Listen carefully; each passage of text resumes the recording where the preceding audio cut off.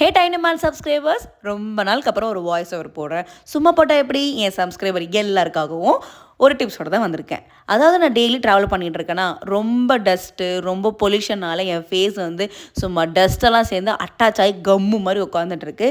So அதுக்காக ஒரு சின்ன இது டிப்ஸ் தான். அவ்வளோ டஸ்ட் இருந்த என் ஸ்கின்னை வெறும் ரோஸ் வாட்டரில் மட்டும் க்ளீன் பண்ண எப்படி? ஓப்பல் ஹெர்பல் கிளென்சிங் மில்க்கு தான் நான் எடுத்து இப்போது ஜென்டலாக க்ளீன் பண்ணிகிட்டு இருக்கேன். அவ்வளோ ஒரு ஃப்ரெஷ்னஸாக இருக்குங்க. நம்மளோட ஃபேஸில் வந்துட்டு ஒரு 10 மினிட்ஸ் கேர் எடுத்து பார்த்தா இவ்வளோ அழகாக இருக்குமா அப்படின்னு எனக்கே தோணுச்சு. ஸோ டெய்லி இதை ட்ரை பண்ணி பாருங்கள் நீங்களும். நான் இப்போ வந்து பான்ஸ் க்ரீம்லேருந்து பான்ஸ் ஜெல்லுக்கு மாறி இருக்கேன். நான் டேரெக்டாக மாய்ஸ்சரைசர் யூஸ் பண்ணுறேன். சில பேர் சீரம் யூஸ் பண்ணுறாங்க. பட் நான் சீரம் போட்டால் உடனே எரியுது. அதனால நான் என்ன பண்ணுறேன், மாய்ஸ்சரைசர் போட்டுட்டு அதுக்கப்புறமா சீரம் போடுறேன். ஸோ நம்ம பாடியை வந்துட்டு எவ்வளோக்கு எவ்வளோ ஹீட்டை வந்து ரெடியூஸ் பண்ணிவிட்டு ஹெல்த்தியான ஃபுட் சாப்பிட்டுக்கிட்டு அதே சமயத்தில் நம்ம ஹெல்த்தை வந்து அவுட் சைடும் நம்ம க்ளீன் பண்ணி வச்சுக்கிட்டோம்னா அவ்வளோ சூப்பராக இருக்கும். நீங்களும் ட்ரை பண்ணி பாருங்கள்.